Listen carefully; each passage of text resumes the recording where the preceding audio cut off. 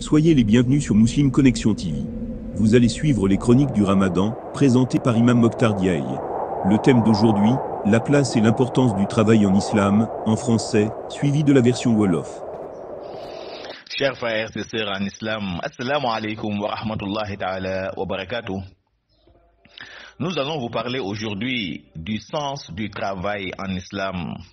Le prétexte, la journée internationale, n'est-ce pas, du travail qui sera célébrée le 1er mai. Le travail, chers frères et sœurs en islam, occupe une place importante dans la religion musulmane. Car c'est par son biais que le musulman parvient à sauvegarder sa dignité et son honneur. Le travail est une obligation qu'Allah subhanahu wa ta'ala nous impose. Après nous être acquittés de nos obligations divines, nous devons tous nous mettre au travail. Allah subhanahu wa ta'ala nous dit dans le Saint-Coran, فَإِذَا قُضِيَتِ الصَّلَاةُ فَانْتَشِرُوا فِي الْأَرْضِ وَابْتَغُوا مِنْ فَضْلِ اللَّهِ وَاذْكُرُوا اللَّهَ كَثِيرًا لَعَلَّكُمْ تُفْلِحُونَ. Après avoir achevé la prière, dispersez-vous sur terre et recherchez quelques effets de la grâce d'Allah subhanahu wa ta'ala et invoquez-le afin que vous récoltiez le succès. Autrement dit, après avoir accompli la prière, ne restez plus dans les mosquées, allez vous mettre tous au travail. Chers frères en islam, si vous étudiez l'histoire de l'islam, vous vous rendez compte que tous les prophètes qu'Allah subhanahu wa ta'ala nous avait envoyés étaient tous en possession d'un métier ou d'une profession qu'ils exerçaient, et cela malgré le rang de prophète. Le prophète Mohammed alayhi salam fut commerçant, Daoud alayhi salam un brillant forgeron, Nuh ou Noé alayhi salam un charpentier, Ibrahim alayhi salam qui fut le père du monothéisme fut un maçon, pour ne citer que cela. Pourtant, ils pouvaient se dire qu'ils étaient des prophètes et croiser les bras pour se nourrir, n'est-ce pas, à la sueur des gens. Mais ils ne l'ont pas fait. Ils ont préféré tous travailler et se nourrir, n'est-ce pas, à la sueur de leur front. Le prophète Daoud alayhi salam en est un modèle. Inna nabiy Allah Daoud alayhi salam kana ya'kulu min amali yadi. Le prophète Mohammed alayhi salam n'a jamais cessé de nous donner l'exemple de Daoud alayhi salam. Il dit que le prophète Daoud alayhi salam ne se nourrissait que par le produit de son travail. Pour vous dire l'importance pour un musulman d'être en possession d'un métier ou d'une profession. L'importance également pour un musulman de se nourrir, n'est-ce pas, à la sueur de son front. Un musulman, chers frères et sœurs en islam, quel qu'en soit le rang social qu'il occupe, il doit avoir un métier ou une profession qu'il exerce pour pouvoir subvenir à ses propres besoins et nourrir sa famille afin d'éviter la dépendance. La dépendance qui est une forme d'injustice sociale que l'islam condamne fermement. Un musulman convaincu doit se nourrir à la sueur de son front.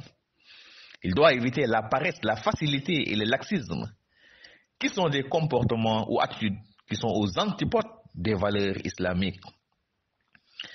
Il faut le dire, beaucoup de personnes accroupissent aujourd'hui dans des prisons à cause de ces trois attitudes citées tantôt.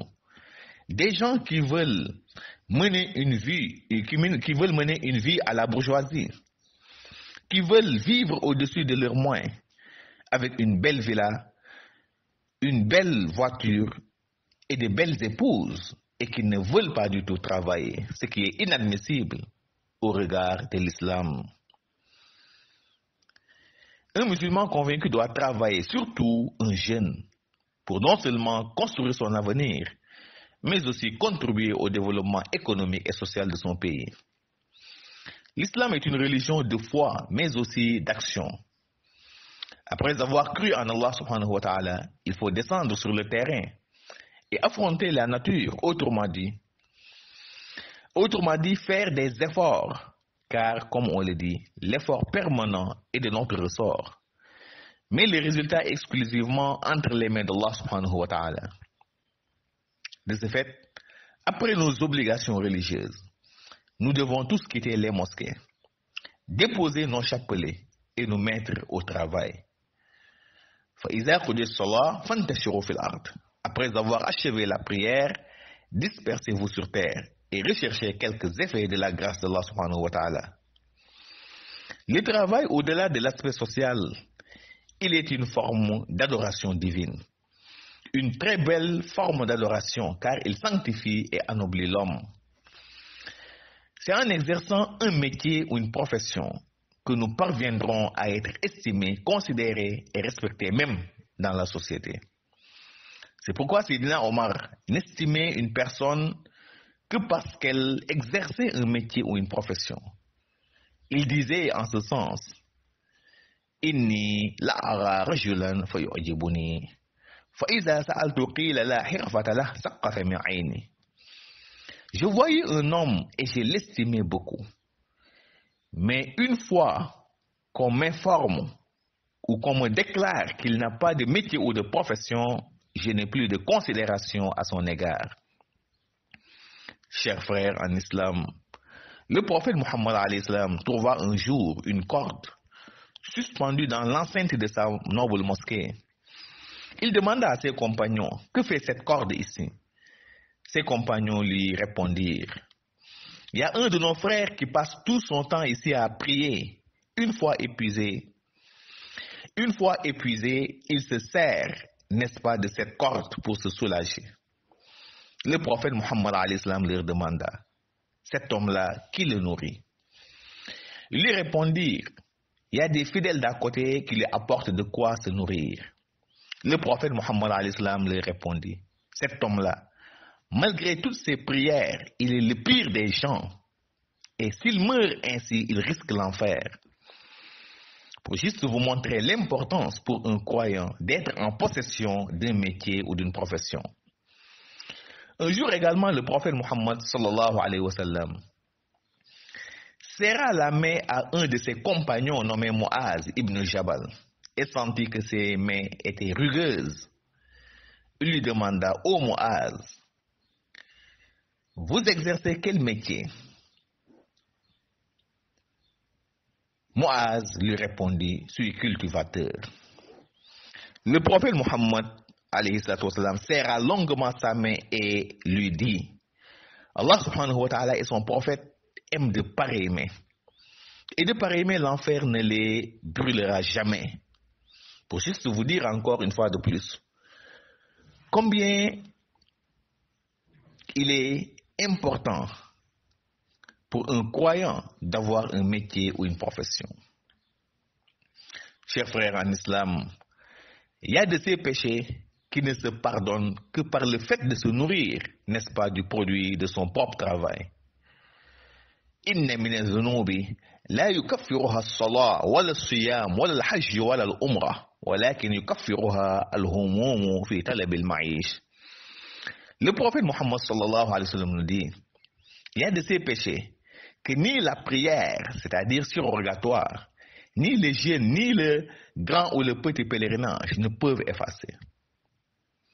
Ce qui les efface, c'est l'effort fourni pour avoir de quoi se nourrir. Autrement dit, se nourrir par le produit de votre propre travail. Et le prophète Daoud alayhi salam n'a pas tardé à nous donner l'exemple. Le prophète Muhammad alayhi salam n'a pas tardé à nous donner l'exemple du prophète Daoud alayhi salam. Que le prophète d'Allah nommé Daoud ne se nourrissait que par le produit de son propre travail, et cela malgré son rang de prophète. Donc, nous devons tous travailler. Travailler pour développer notre pays. Travailler pour subvenir à nos besoins. Chers frères en islam, l'islam nous recommande de travailler, mais de travailler de façon correcte, de travailler de façon licite également. Un musulman n'a pas le droit d'opter un travail illicite, quelles qu'en soient les difficultés de la vie auxquelles il est confronté. Il n'a pas le droit de travailler dans une structure qui fabrique ou qui commercialise des produits prohibés par l'islam. ni dans une structure qui arnaque ou qui transgresse les lois établies par Allah subhanahu wa ta'ala, et pourtant, si vous voulez, atteinte, n'est-ce pas, à sa moralité. Et le travailleur doit tout faire, n'est-ce pas, pour respecter, n'est-ce pas, son travail. S'il travaille, par exemple, dans l'administration, publique ou privée, il doit respecter ses horaires de travail en se présentant à l'heure et en descendant également à l'heure.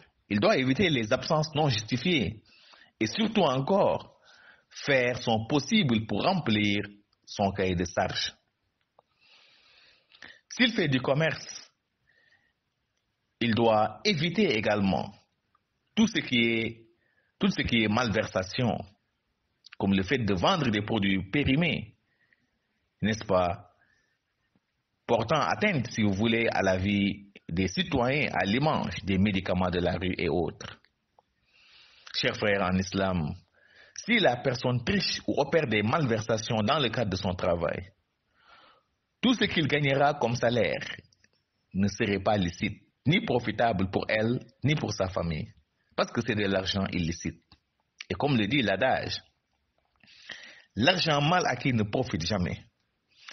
Ainsi, des gens peuvent gagner des centaines de mille ou de millions par mois, mais malgré tout, ils sont misérables et malheureux. Quand vous les apercevez, tu as tendance à leur donner de l'aumône ou à les aider. Et la plupart du temps, ils ne sont pas en bonne santé.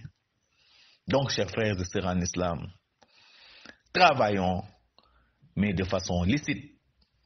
Merci et bonne fête de travail. والسلام عليكم ورحمة الله وبركاته.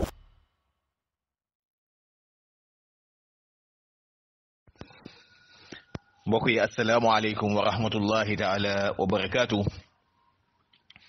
seen mbokk Imam Moctar Ndiaye moo dellu si leen lay biir ci waxtaan yi muy am yéen saa su nekk. incha allah sunu tomb waxtaan chronique ramadan tey dañ koy aj ci wàllu l'islam ak liggéey. ndax ku nekk xam na ni suba di 1er mai incha allah mooy bis bi nu jagleel liggéeykat yi ci àdduna bi yépp. liggéey nag mbokk yi ci l'islam dafa am solo lool, am place bu am importance, ndax ci liggéey dunde sa ñaq ci la jullit bi mën a sàmme diineem waaye sàmme ngoram tamit. liggéey dafa nekk farata ci ab jullit, farata goo xam ne yàlla daf ko gàll ci loosu jullit wu nekk. ba tax na yàlla def nu ni bu nu noppeetee ci lim nu sant muy jaamu gi, nanu dem daan sunu doole pour am lu nu dunde. fa iza qudiyati salaa fantashiru fil ard wabtagu min fadlillah. yàlla mu ni bu nu noppeetee ci jaamu yàlla yim nu sant, nanu dem nag ci terrain bi wax dëgg yàlla daane sunu doole. nga gis ni kon l'islam wax dëgg yàlla diine la koo xam ni dafa jox liggéey importance lool. te li la koy gën a won mooy boo xoolee histoire l'islam, yonent yi nga xam ne yàlla yónni woon na leen ñoom ñëpp ci ay xeet, ku ci nekk am nga métier moo làqoon daan ko def malgré sa rang wu yonent. donte yonent nga woon sax mais am na métier moo xam ni moom nga daan def. boo xoolee kii di sunu yonent Muhammad sallallahu alayhi wa sallam, commerce na, sàmm na. Daawuda alayhi salaam tëgg la woon, doon forgeron, daan liggéey ci wàllu weñ. kii di Nuh alayhi salaam charpentier la woon, daan yett gaal. kii di Ibrahima alayhi salaam mi nga xam ne mooy bàyyi tawxiid, moom maçon la woon. nga gis ni kon ñoom ñëpp malgré seen rang wu yonent, ku ci nekk am na métier moo doon def.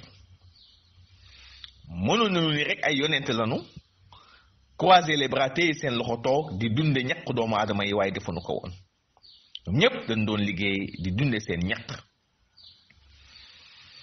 moo tax yonent yàlla Daawuda exemple la ci. inna nabiyallahi daawud alayhi salaam kaana yaakulu min amali yadi moo tax sunu yonent sallallahu alayhi wa sallam mu ne di leen jël modèle ci yonent yàlla daawud ndax yonent yàlla daawud alayhi salaam yonent la woon boo xam ne daawul dunde lu dul ñaqam ba tax na kon ab jullit da nga wax di dunde sa ñaq moytu di dunde ñaqu doomu aadama yi ko lii daf lay woon importance bi liggéey am ci l'islam waaye itam daf lay woon importance su ci ab jullit mu am métier tamit di la woon tam importance su ci ab jullit muy dunde ñaqam tamit mbokk yi ba tax na ab jullit quel que soit rang social bu mu mën a am ak ku mu mën a day ak nu mu mën a toll na am métier mu muy def pour di ci suturlawu di ci suturaal njabootam tamit waaye itam moytu tamit li nga xam ne mooy yaafus muy dépendance ab jullit war na moytu dépendance mooy fab si lépp teg ko ci ndoddu doomu aadama yi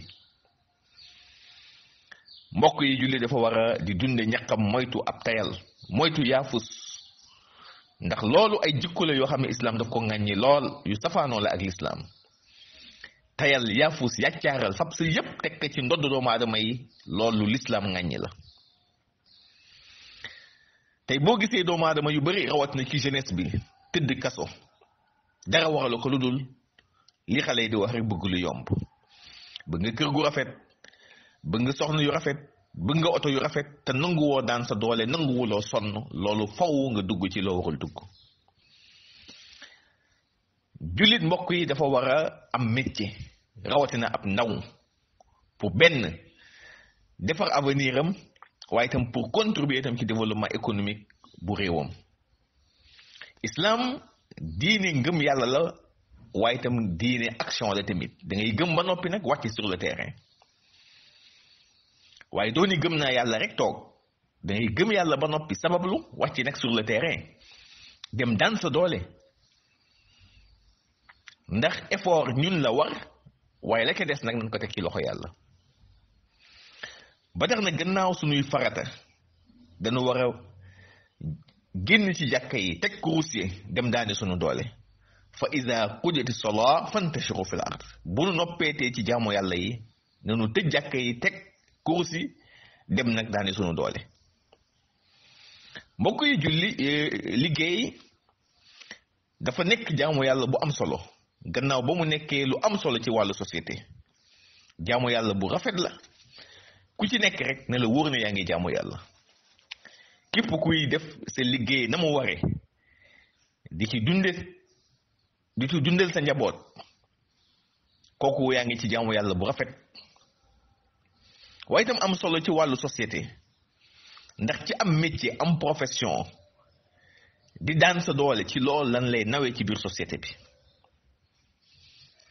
kon nit ki pour nu naw ko ci biir société am pour nu naw ko ci biir askanam il faut que mu am métier di daan dooleem moo tax Seydina Omar ndeysaan neen dama daan gis nit naw ko lool fan ko lool comme ni xale yi di wax bëgg ko lool waaye bu ma laajtee nu ni ma kii amul métier kii ku yaafus la rek dootuma ko nawati